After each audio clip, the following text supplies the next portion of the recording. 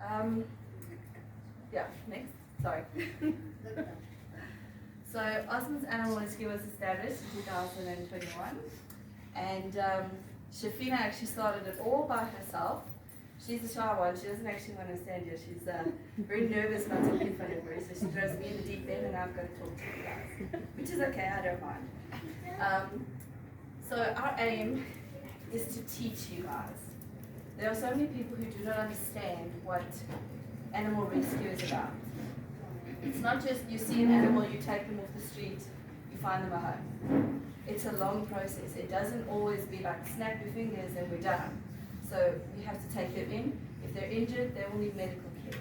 If they have been through abuse, we have to rehabilitate them, get them used to people again. We have to then look for homes for them. There's not everybody that can afford to take care of animals, and not everybody wants to take care of animals. So I actually saw something this week on TikTok. Somebody said, I don't know, most of you probably have. They said that in South Africa alone, for every shelter animal to get a home, each person would have to have 27 animals. And that's a huge number. So if you just think about how full the shelters are, it's crazy. So we have a very big passion for animals. I foster for Shafina, I take in the cats, I take in some dogs every now and again. I have a slight problem that if we take in the puppies, I want to keep them, so that becomes an issue. That's why my husband says no. So our aim is to take care of these animals and to first do no harm. So if I say do no harm, you're not going to kick a dog or throw things at cats. There are some really, really mean people out there that do stuff like that. There's some scary stuff, but I won't scare you. So our aim is to not turn animals away. If we can't physically help at the time, we have a very wide network that we can ask other people to help. So we do network with the other shelters, not necessarily in our direct area, but in outlying areas or over Gauteng. So we operate on the 3 R's and E system: rescue, rehabilitate, rehome, and educate, which is what we're doing today. We're here to educate you.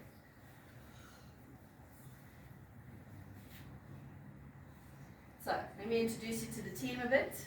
The others are not here today. So Shafina is our director, and her best friend Tanya is also director. Natalie, Rihanna, myself, and Esther, we are the main 6 that have been helping Shafina for the last year. Pastor Alan and his wife came on board also about a year ago almost. So we're quite a large team. Most of us have full-time jobs. When I'm finished here, I have to go to work, unfortunately. But we all volunteer because of our love for animals.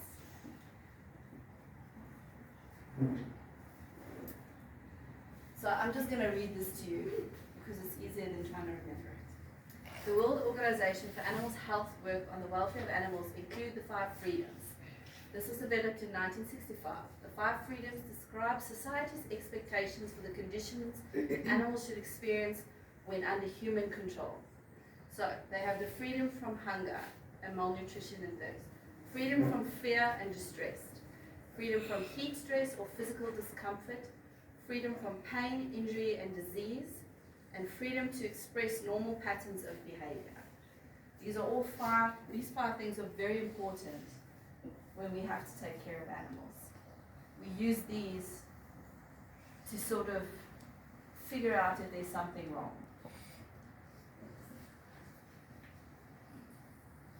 So how can you help if you see an animal in distress? First of all, call a grown-up to help you. It's very important that you don't just try and approach an injured animal by yourself. Most of the time, injured animals will lash out and they will bite. So to keep yourself safe and the animal safe, call somebody older. If it's safe to approach the animal, check for injuries. Can you help? Give them some water, give them some food. Does the animal need medical attention? If they do, you can report it to us, or you can take the animal to your nearest vet. In turn, they will contact us to help search for the animal's owners. So if we look at our rehabilitation, what do we do when we rehabilitate? Oh no. It's the laptop. Oh. Yeah. So we work with several vets in the area, and they help us with vaccines, emergency care, yearly checkups. I didn't see what the last one was, but it is important for these things because when we take in an animal, 9 times out of 10 we don't know the history. So if, for instance, when people bring us animals, they're not always truthful as well. So they'll say, oh no, they've had all the vaccines, but they can't find the vaccine card. We can't just go on their word, unfortunately, because people are not always truthful. So then we will have to take that animal to the vet. They will have to be, oh hello kitties. They will have to be vaccinated from the beginning again. And they will have to have their teeth checked. They will have to have a complete physical in order to know if they are healthy, if there's any problems in their bodies, malnutrition, or if they've been abused. Abuse is not always visible when you take in an animal. So, yeah. And now I'm in the deep end here because I don't know where the Rehome. Oh yes, rehome. Thank you, Alan. When we rehome an animal, so we rehabilitate and then we look for homes. Oh, just with the rehabilitation, it can take months, if not years, to rehabilitate an animal that's being used. And because we are a no-kill shelter, we do not say, okay, this animal can't be rehabilitated, we're going to put them down. We don't do that. We do everything. We work with behavioralists, we work with vets, we work with animal communicators. I think Rihanna has done an animal communication course. Not yet. Not yet, okay. She wants to still do that one. But we pull in all the specialists that we can get our hands on basically to help all these animals. So we rehabilitate them emotionally, physically, and once that section is done, we move on to the rehoming. And when we rehome, we look at different things. We make sure that you can afford to look after the animal, first of all, that if there is a medical need, that you're going to be able to pay for it. I know not everybody can immediately afford to go to a vet, but there are things like pet insurance and that. So we don't insist on pet insurance, but it's a good thing to have if you do have pets. We make sure that your property is secure, because the last thing we want, and the last thing you want, is to have an animal that you just got in it and chips, they slip out the gate and they're gone. Or worst case, they get knocked by a car or something. So we have to make sure that their property or yard is secure. We make sure that they don't have previous issue with animals before. Like, you can contact the SPCA. They obviously have a list of people that have been animal abusers and stuff like that, but that's not public knowledge, so we as rescues might be able to get all the information, but not necessarily the public won't be able to. So yeah, rescue, rehabilitate. You can remember what the other one was. Rehome, yes. Educate. And then we do the education, which is why we are here today. We come and we help the schools because we believe that if we can teach our country at this level to love and respect animals, by the time they get to our age, they're not going to be just leaving animals or abandoning them or mistreating them, that sort of thing. So,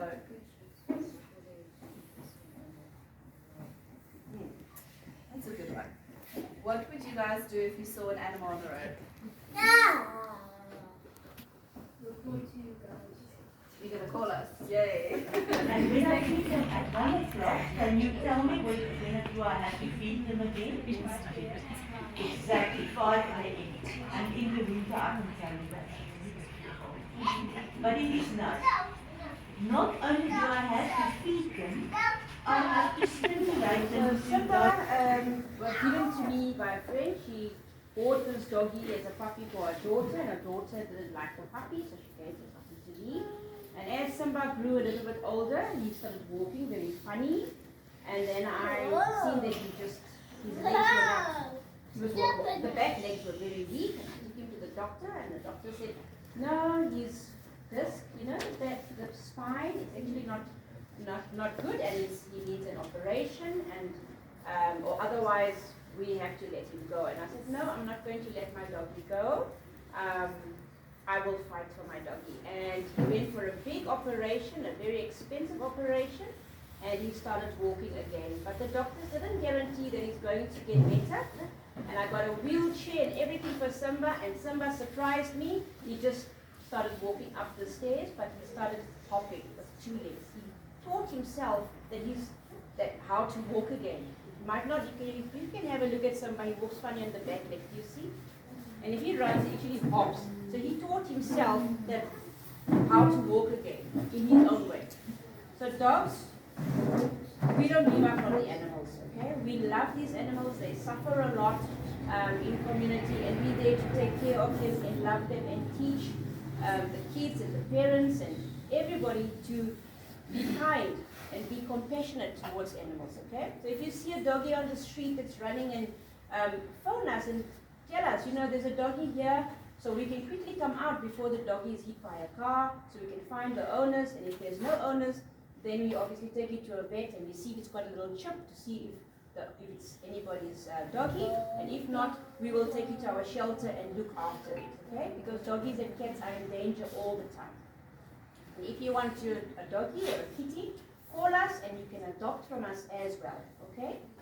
So, is there any questions or anything that's on your heart that you feel you needed to know about animals, anything that you want to ask us? Ma'am, you said that they can come volunteer. So Yes. how can they do that?